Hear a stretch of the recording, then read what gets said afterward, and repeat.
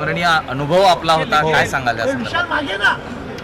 खरं म्हणजे माझ्या जीवनामध्ये पहिल्यांदा बैलगाडा शर्यत एवढ्या मोठ्या भव्य दिव्य प्रमाणामध्ये चंद्रहार पाटील यांनी आयोजित केली होती। 5 लाखापेक्षा जास्त लोक त्या ठिकाणी होते आणि त्यामध्ये लाखो लोक सहभागी झाले होते बैलगाडी शर्यत पाहण्यासाठी। आणि खऱ्या अर्थाने बैल हा शेतकऱ्यांचा सोबती असतो, साथी असतो आणि शेतकऱ्यांसाठी देखील ही बैलगाडा शर्यत अतिशय महत्त्वाची ठरली।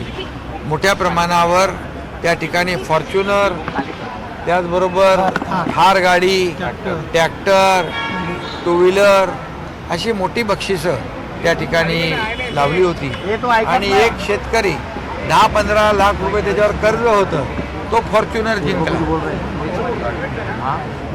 आणि त्याच्यामध्ये पहिल्यांदा लाडक्या बहिणींचा सहभाग देखील या बैलगाडा शर्यतीमध्ये होता। हा देखील इतिहास होता। श्वानांची शर्यत होती, म्हणजे बैल हा आपला शेतकऱ्यांचा मित्र आणि श्वान हा शेतकऱ्यांचा प्रामाणिक मित्र, अशा शर्यती त्या ठिकाणी रंगल्या होत्या आणि चंद्रहार पाटील यांनी अतिशय उत्तम आयोजन त्याचं केलं त्याबद्दल। आणि आज बक्षीस समारंभ होता। मी मनापासून सगळ्यांना ज्यांना पारितोषिक मिळाले, जे विजेते आहेत, त्यांचं अभिनंदन करतो। सर, बिबट्यांचा प्रश्न प्रामुख्यानं महत्त्वाचा आहे। अजित पवारांचं असं म्हणणं आहे की वन खात्यानं असं कळवलंय की हे बिबटे काही जंगलातले नाही आहे, त्यांची पैदास ही उसांमध्येच झालेली आहे। नाही, आज मुख्यमंत्री महोदयांच्या अध्यक्षतेखाली एक महत्त्वाची बैठक झाली। अजितदादाही होते आणि आम्ही सगळेच होतो। त्यामध्ये जे काही पुणे जिल्ह्यामध्ये जुन्नर असेल, शिरूर असेल, पारनेर असेल, अहिल्यानगर असेल, या अनेक ठिकाणी बिबट्यांची जी दहशत पसरलेली आहे आणि लोक भयभीत झालेली आहेत। मी स्वतः त्या ठिकाणी व्हिजिट करून आलो आणि दिवसा ढवळ्या बिबटे तिकडे फिरताना लोक पाहत आहेत। त्यामुळे आजची बैठक अतिशय महत्त्वाची होती आणि त्यामध्ये जो बिबट्या गावठाणाकडे, घराकडे, या ठिकाणी शेतीकडे येतो आणि त्याला तात्काळ जेरबंद करण्याचा निर्णय झालेला आहे। ट्रँग्युलाइज करणं आणि त्याला जेरबंद करणं, यासाठी निवारा केंद्र वाढवणं हाही निर्णय झालेला आहे।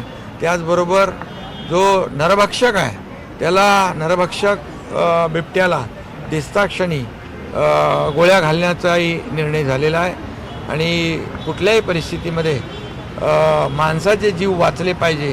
तिथल्या लहान मुलांमध्ये एक भीतीचं वातावरण झालं आहे, पालकांमध्ये भीतीचं वातावरण निर्माण झालं आहे आणि म्हणून मोठ्या प्रमाणावर पेट्रोलिंग, पोलीस डिपार्टमेंट आणि फॉरेस्ट अशा प्रकारचे वन खात्याचे टीम आणि पोलीस या सगळ्यांनी गस्त वाढवणे, पेट्रोलिंग करणे, त्याचबरोबर या बिबट्यांचा जो काही वावर आहे तो कमी करणे, अशा प्रकारचे निर्णय त्या ठिकाणी झाले। त्याचबरोबर पिंजरे मोठ्या प्रमाणामध्ये त्या ठिकाणी ते उपलब्ध करून देणे हे देखील झालं आहे आणि रेस्क्यू सेंटर जे आहे ते वाढवणं, याच्यावर देखील निर्णय झालेला आहे। आणि मला वाटतं की ही जी काही टीम आहे, फॉरेस्टची टीम, त्याला बेशुद्ध करण्याचं, ट्रँग्युलाइज करण्याचं जी काही प्रक्रिया आहे, यासाठी देखील मोठ्या प्रमाणावर मॅनपॉवर आणि जी काही यंत्रणा आहे ती उभी करण्याचा निर्णय झालेला आहे। आणि त्याचबरोबर बिबट्या शेड्यूल 1मधून शेड्यूल 2मध्ये टाकण्यासाठी केंद्र सरकारकडे देखील मागणी करण्याचा निर्णय झालेला आहे, जेणेकरून त्या भागामध्ये बिबट्याची दहशत संपून जाईल आणि त्यांना पूर्णपणे जे काही रेस्क्यू सेंटर आहेत, जे आता तिथं त्याची कॅपॅसिटी कमी आहे, परंतु ती कॅपॅसिटी वाढवणं हे याच्यावर निर्णय झाला आहे आणि त्यासाठी जे जे काही करावं लागेल ते शासन करेल। लोकांचा जीव बिलकुल महत्त्वाचा आहे, लोकांचा जीव वाचवणं याला प्राधान्य शासन देईल. आणि साधारणतः महानगरपालिकेमध्ये संख्या आहे या BSCB ची जे आणि- घर प्रकल्प आहे त्यामध्ये मुद्रांक शुल्कमध्ये अधिभार सवलत जाहीर केलेली आहे. जवळपास 6,343 गरीब कुटुंबियांना याचा फायदा होणार आहे. BSUPची घरं जी ठाण्यातली आहे 6-7 त्यांना 1% स्टॅम्प ड्युटी भरावी लागत होती, परंतु निर्णय आपण घेतलेला आहे की आता त्यांना फक्त जवळ 56,000 ते 1,34,000 पर्यंत ती रक्कम होत होती, पण आता फक्त 100 रुपयामध्ये त्यांना हे रजिस्ट्रेशन होणार आहे. त्यामुळे लाखो रुपयांचा फायदा सर्वसामान्य BSUPमध्ये घरामध्ये राहणाऱ्या नागरिकांना होणार आहे. सगळे जे रस्त्यांच्या बाबतीत तुम्ही बैठक घेतलात, अधिकाऱ्यांनाही तुम्ही झापलंय असं कळतंय. नेमका कामाला या गती कशा MMR मधल्या जे काही फ्लायओव्हर आहेत, ROB आहेत, रस्ते आहेत, मग ते BMCचे आहेत, MMRDAचे आहेत, MSRDCचे आहेत, या सर्व जे रस्ते आणि फ्लायओव्हर आहेत, हे फ्लायओव्हर वर जे काही खड्डे आणि पावसामुळे जी काही त्याच्यावर जी काही प्रक्रिया करणं आवश्यक आहे रिसर्फेसिंगची, ही युद्ध पातळीवर रिसर्फेसिंग करण्याच्या सूचना मी दिलेल्या आहेत. ताबडतोबीने काम सुरू करण्याच्या सूचना दिल्या आहेत. फेब्रुवारी एंडपर्यंत कंप्लीट हे फ्लायओव्हर, ROB आणि रस्ते स्मूथ झाले पाहिजे, रिसर्फेसिंगचं काम पूर्ण झालं पाहिजे, अशा प्रकारच्या सूचना मी दिलेल्या आहेत. आणि त्यामध्ये एक मॉनिटरिंग सिस्टीम, एक कक्ष देखील या ठिकाणी नगरविकास विभागाच्या माध्यमातून याच्यावर देखरेख करेल आणि क्वालिटीचं काम या ठिकाणी होईल आणि लोकांना त्याचा फायदा होईल. बाबा सिद्दीकी प्रकरणातील आरोपी अनमोल बिश्नोईला आणलं जात आहे भारतात.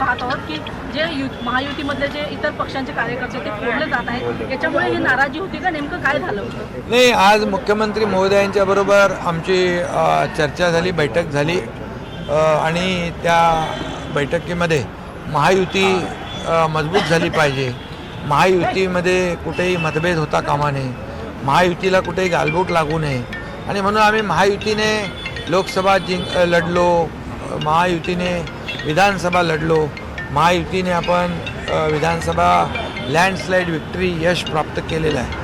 आणि त्यामुळे कुठेही वातावरण या स्थानिक स्वराज्य संस्थांमध्ये बिघडू नये, खराब होऊ नये, अशा प्रकारची भूमिका मुख्यमंत्री महोदय आणि माझी दोघांची आहे. आणि त्यामुळे यामध्ये मुख्यमंत्री महोदयांनी देखील सांगितलेलं आहे की आता जे इंटरनल जे प्रवेश आहेत, शिवसेना भाजप, भाजप शिवसेना किंवा महायुती, हे कुठल्याही परिस्थितीमध्ये घेतले जाऊ नये. प्रत्येकाने आचारसंहितेचं पालन केलं पाहिजे, म्हणजे आपल्या पक्षाची आचारसंहिता. आणि त्यामुळे मी देखील आमच्या सर्व पदाधिकारी कार्यकर्त्यांना सूचना दिलेल्या आहेत आणि मुख्यमंत्री महोदय स्वतः त्यांच्या देखील कार्यकर्त्यांना आणि त्यांच्या पदाधिकाऱ्यांना अतिशय सक्त सूचना देतील. आणि महायुती कुठेही महायुतीमध्ये मिठाचा खडा नाही, गालबोट लागणार नाही आणि मतभेद होणार नाही याची काळजी घ्या. बाबा सिद्दीकी हत्या प्रकरणातील आरोपी अनमोल बिश्नोई आज मुख्यमंत्री आणि आमची चर्चा झाली. बाबा सिद्दीकी प्रकरणातील अतिशय व्यवस्थित चर्चा झाली. बाबा सिद्दीकी प्रकरणातील आरोपी अनमोल बिश्नोईला भारतात आणलं जात आहे. तसं पाहता प्रत्यारोप मोठं आहे. खरं म्हणजे बाबा सिद्दीकी आपले लोकप्रतिनिधी होते आणि ही त्यांची हत्या ही खरं म्हणजे एक दुर्दैवी घटना घडलेली आहे, दुःखद घटना घडलेली आहे. आणि म्हणून जी काही हत्या, पोलीस त्याचा तपास करत आहेत, गृहविभाग तपास करत आहेत, मुख्यमंत्री महोदय स्वतः त्यामध्ये लक्ष घालून आहेत. त्यामुळे त्याचे मारेकरी जे आहेत हे अटक झाले पाहिजे अशी भूमिका सरकारची आहे. त्यांच्या कुटुंबियांची देखील तीच भावना आहे की ज्यांनी त्यांची हत्या केली आहे त्यांना सजा झाली पाहिजे. पीएम मोदी और अमित शाह दोनों ने इस बात को कहा है कि जिस तरह से बाहर के गैंगस्टर्स हैं उन्हें वापस लाया जाएगा. ऐसे में अनमोल बिश्नोई को भारत वापस लाना एक बड़ी प्रक्रिया है भारत सरकार की तरफ से. आप क्या कहेंगे? प्रधानमंत्री नरेंद्र मोदी जी और गृह मंत्री अमित भाई, ये देश का दुश्मन कोई भी हो उसको छोड़ेंगे नहीं. पाकिस्तान को भी ऑपरेशन सिंदूर के माध्यम से जिन्होंने पहलगाम का हमला किया है उनको भी मुंह तोड़ जवाब दिया है, घर में घुसकर मारने का काम किया है. ये नया भारत है. इसलिए इस देश में हमारे किसी भी राज्य में ऐसी कोई भी दुर्घटना हो तो आरोपी कोई भी हो कहीं भी हो उसको ढूंढ कर लाने का काम सरकार करेगी। सर आपकी